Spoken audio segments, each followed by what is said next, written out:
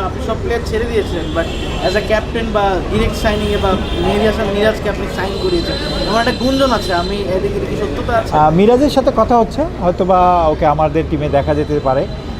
আপনি তো মাত্র শুনলেন যে মাত্র আমি ডিসিশন নিয়েছি হয়তো বা টিম করব, আর এর মধ্যে তো প্লেয়ার যা আছে, এই গণ্ডির মধ্যে যা আছে তা হয়তো বা আমরা ভালো টিম করতে চেষ্টা করব। আসলে জানেন যে আমরা লিজেন্ড অফ রূপগঞ্জের আমরা সব প্লেয়ারগুলি ছেড়ে দিয়েছিলাম, যে আমরা বলেছিলাম যে আমরা খেলবো না। সেই সূত্র ধরেই তামিম আমাকে ফোন করেছিল, ডেকেছিল, এবং আজকে আমি ক্রীড়ামন্ত্রীও আমাকে ডেকেছিল।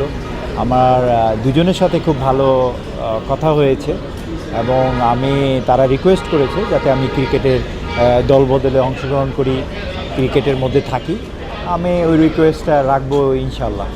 আর অংশগ্রহণটা আসলে এখানে মানে বড় মানে প্রশ্নের জায়গাটা যে হচ্ছে আপনি আগেও তো বোর্ডে ছিলেন, এরপর দীর্ঘদিন নানা কারণে আপনাকে এই বোর্ড থেকে মানে এই বোর্ডে আপনি আসতে পারেন না বা যাই হয়েছে, এরপরে আবার যখন আপনি নির্বাচনের জন্য প্রস্তুতি নিচ্ছিলেন, আপনি দেখেছেন যে লাস্ট বোর্ডে যে নির্বাচনটা হয়েছে, এটা একটা ম্যানিপুলেশন নির্বাচন হয়েছে। আপনি দেখেছেন আমি লাস্ট দিন পর্যন্ত ফাইট করেছি, এবং যখনই দেখতে পারছি রাতের ভোট হয়েছে, আমি তারপরেই আপনারা জানেন যে এগুলো তো সব অতীত। যাক, এখন আমরা এরকম যাতে না হয় ভবিষ্যতে, এবং সুন্দর একটা নির্বাচন দেখতে চাই, আমরাও এই সুন্দর নির্বাচনে অংশগ্রহণ করতে চাই, এটাই চাই। ভাই একটা জিনিস জানতে চাইব, আপনি এমন একজন মানুষ যিনি দীর্ঘ 30 বছর ধরে ক্রিকেটের সাথে ছিলেন, ক্রিকেটের জন্যই আপনার হয়তো যে কারণেই হোক দেশের বাইরে চলে যাওয়া হয়েছিল বা ক্রিকেট থেকে দূরে সরে গিয়েছিলেন, তো এখন এসে এই আক্ষেপটা কাজ করে কিনা যে এখনও বোধ হয় একটু, সে কি মনে হয় কিনা নিজের জায়গা থেকে যে ক্রিকেট নিয়ে, কিংবা দেখেন আমরা তো আক্ষেপ তো কিছু নাই, মানে কোনো কিছু তো পাওয়ার জন্য আমি ক্রিকেটে কিছু করিনি। আমি অ্যাজ এ ক্রিকেট প্লেয়ার ছিলাম, অ্যাজ এ ব্যবসায়ী আমি ক্রিকেটে স্পন্সর করেছি, আমি এখন নিজে একটা টিমের মালিক। আমি ক্রিকেটটাকে আমার এটা পেশেন্সের জায়গা। মানুষ সব কিছুরই একটা ব্যবসা বাণিজ্য, পারিবারিক ফ্যামিলির বাইরে একটা পেশেন্সের জায়গা থাকে, যে মানুষের একটা অভ্যাস থাকে। তো ক্রিকেটটা আমার অভ্যাস, আমি মনে করি এটা আমাকে ভালো লাগার জায়গা, এবং এই জন্যই আমি এখানে আছি এবং সবসময়ই থাকতে চেষ্টা করব। একটা বিষয় হচ্ছে বিসিবি নির্বাচনটা আমরা যতদূর জানি 2.5 মাসের মধ্যে এই ভোট দেওয়ার জন্য যথেষ্ট কাজ করতেছে।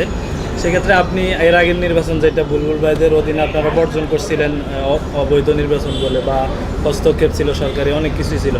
এখন সামনে যে নির্বাচন, এইটা নিয়ে আসলে আপনার ভাবনা চিন্তাটা যদি একটু শেয়ার করেন।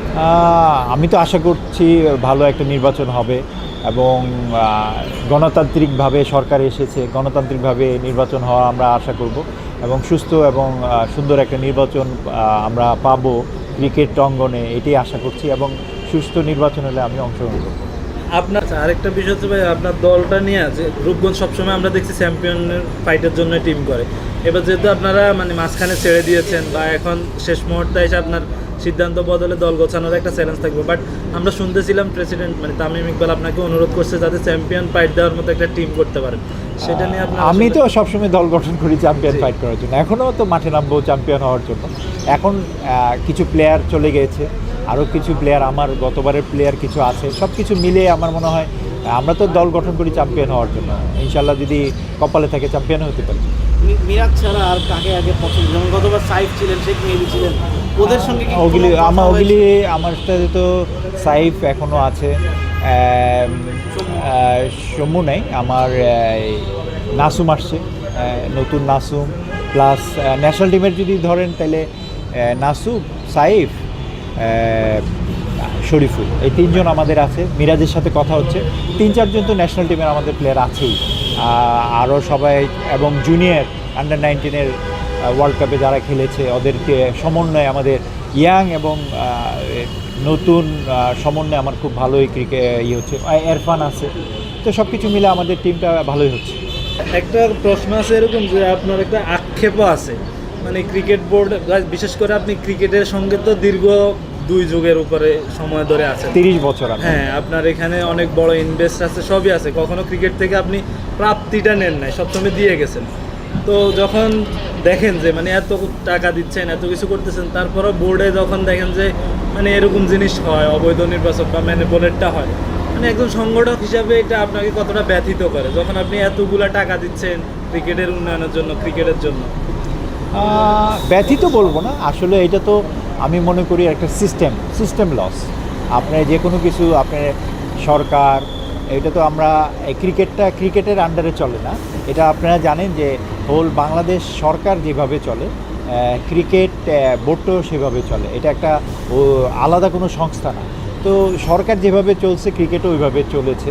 এখন আমি আশা করছি যে ভালো গণতান্ত্রিক সরকার এসেছে এবং ভবিষ্যতেও আমরা এই গণতান্ত্রিকভাবে গণতন্ত্রের সূত্র ধরে আমরা ক্রিকেটেও গণতন্ত্র ফিরে আসবে, সুন্দর একটা ইলেকশন হবে এবং সেই আশাই ব্যক্ত করছি।